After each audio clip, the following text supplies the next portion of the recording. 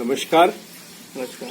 आज हमारे साथ राधाकांत तिवारी जी हैं और प्रधानी का चुनाव चल रहा है युवा। तो आपने ये कैसे इस पे प्रधानी का चुनाव लड़ने का एक मन बनाया? विगत हमारी ग्राम सभा में 10 सालों से देख रहे थे, भ्रष्टाचार चरम पे था। कोई भी काम विगत 10 सालों में नहीं छुआ गया। नाली खड़ंजे सब पूरे ब्लॉक पड़े हुए हैं। मुझे लगा कि अगर युवा इसमें आगे आता है तो थोड़ा ग्राम सभा का विकास हो सकता है। इसमें हम लगे हुए हैं और ग्राम पंचायत की योजनाओं को पाराब्रह्मणान के धरातल पे उतारना है, जिससे जो है गवर्नमेंट की व्यवस्थाओं को प्रत्येक आदमी तक पहुंचाई जा सके। मेन मोटो हमारा यही है। नाली खड़ंजे, कॉलोनियाँ और विधवा पेंशन और जो भी गरीबी रेखा से नीचे हैं या 60 साल के ऊपर वृद्धा और विधवा पेंशन पर हमारा मेन फोकस रहेगा। अच्छा, आपकी ग्राम पंचायत की विशेषता क्या है? मेरी ग्राम पंचायत की सबसे बड़ी विशेषता यह है कि चूंकि हाईवे से लगी हुई ग्राम सभा है मेरी और सिद्धपीठ गानाग बाबा का स्थान है।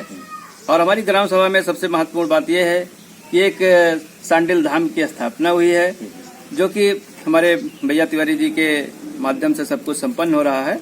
तो मुझे लगता है कि जहाँ पे दो पौराणिक स्थान मिले वो बेहतर जाता है। ये हमें देखते हैं कि चुनाव में बहुत ज्यादा लोग जो है पैसों का चलन कर रहे हैं, शराब बांटी जा रही है, आपराधिक छवि के लोग बहुत सारे जो है इस मैदान में उतरे हुए हैं। तो इसमें आपकी इसको कैसे आप जो है नियंत्रण में करेंगे?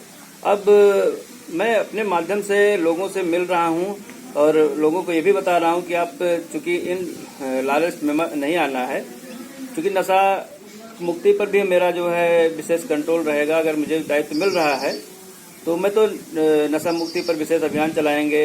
और चूंकि हमारी युवा पीढ़ी जो है इससे जो है पूरी बर्बाद होती चली जा रही है। लोगों को चौराहे पर बैठने से बजाय एक रोजगार का सृजन किया जाएगा, जिससे जो है अपने घर की कमाई से अपनी गाड़ी चला सकें।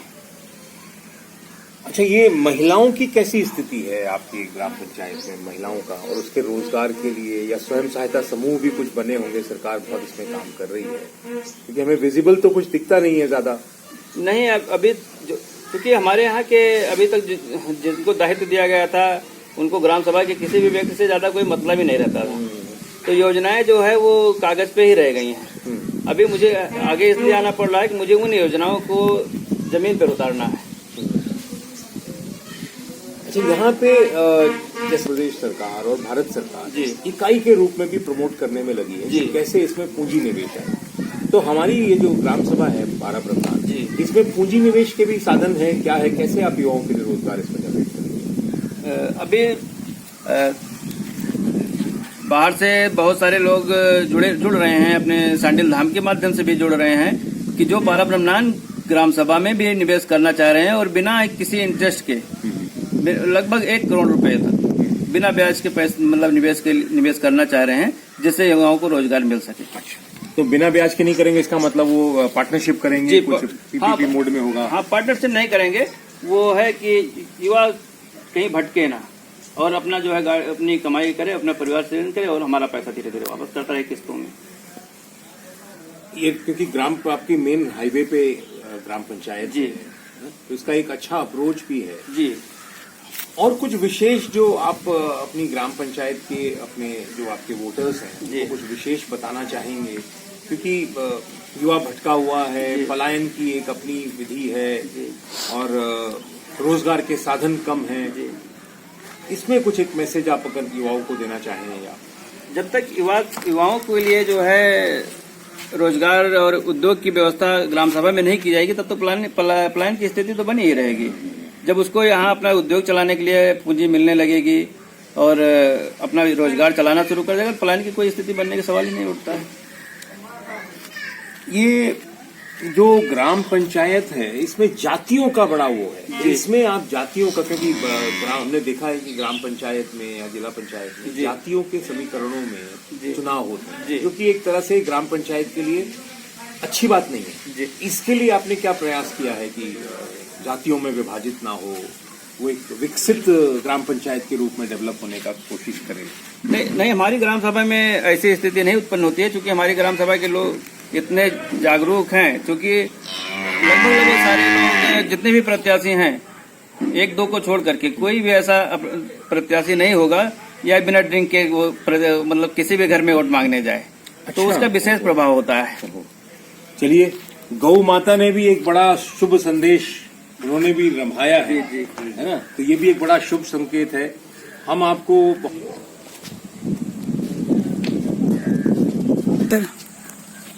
अभी गेहूं का जो है, गेहूं लगा हुआ है ना?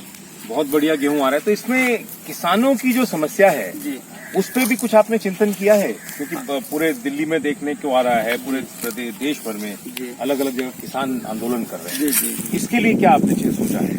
अब किसानों के लिए यही सोचा जा रहा है कि जब ये गेहूं है या धान है, जब ये फसल पैदा करते हैं तो इनको बेचने में बड़ी दिक्कतें आती हैं, क्योंकि सोसाइटियां तो बनी हुई हैं, लेकिन इनका जो है वहां तक पहुंचते पहुंचते ही इतनी ज्यादा कटौतियां कट जाती हैं कि लाभ जो है निकल जाता है। तो मुझे इस पर काम करना है कि कम से कम और सरकारी दुकानों पर ही इसकी तौल हो और किसान भटकने न पाए, ज्यादा बिचौलियों के बीच में न जाने पाएगा और सरकारी दुकानों पर इसकी बिक्री हो। इससे अच्छा इसमें वैल्यू एडिशन क्यों ना हो? क्योंकि जैसे गेहूं है, गेहूं में सूजी बनती है, पास्ता बनता है, ब्रेड्स बनती हैं, ये छोटे छोटे लघु उद्योगों पे, और जिसमें खादी भी प्रमोट करता है, एमएसएमई भी प्रमोट करता है, ऐसे में कुछ चिंतन किया आपने? हाँ, बिल्कुल चिंतन चल रहा है। और इसमें जो है युवाओं को, हमारे ग्राम सभा में शिक्षित युवक हैं, तो मैं अपील यही करूंगा कि छोटे छोटे जो है उद्योग लगाए जाएं, जिससे जो है ग्राम सभा का विकास होगा और उचित मूल्य भी मिलेगा। मैं आपको अग्रिम बधाई देता हूँ। थैंक यू कि आप इस ग्राम सभा के सरपंच बने और इसको अगले आने वाले 5 सालों में बहुत ही अच्छी तरीके से विकसित करें। Thank you. और हम सभी आपको अभी से ही हार्दिक बधाई देते हैं। बहुत बहुत बधाई। थैंक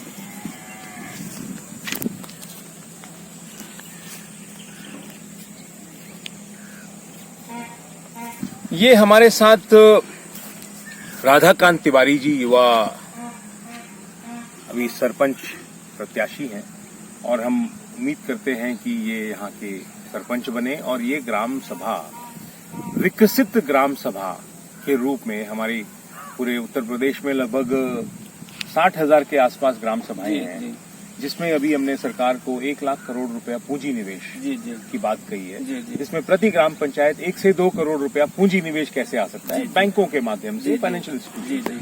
तो उसमें आप लीड लें बिल्कुल, और यहाँ पे कम से कम 100-200 युवाओं के लिए रोजगार के साधन बनाए जाएं।